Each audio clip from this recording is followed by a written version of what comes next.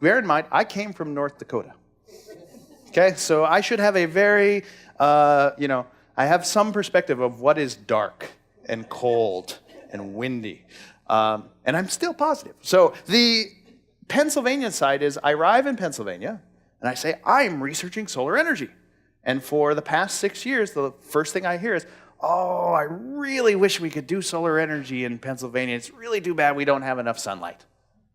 The name of the state is Pennsylvania.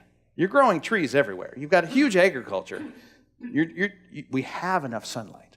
The interesting thing is we collectively, if we have lost our memory of using solar energy, because we've used solar energy for the past thousands of years, right? And we've built an awareness of using solar energy. When we lose that, we tend to think that solar energy is not going to work. And so ultimately, we say, well, I'm looking over here, and that looks like a really low score for the solar budget. But what you don't see is that Germany, where all of that energy is being developed, here's Freiburg. We actually have a visitor this week from Freiburg, University of Freiburg, Fraunhofer. They are the solar capital of the world. They're doing more in solar energy than anybody else is doing in research, in industry development. And they have a terrible solar resource.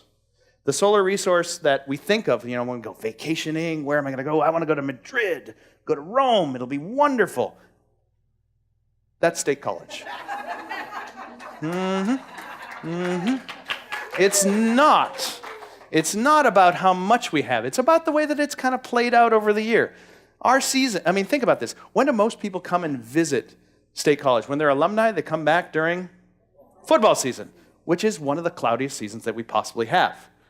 If you know our summers are actually pretty outstanding, right? And it goes to show that it does work that way.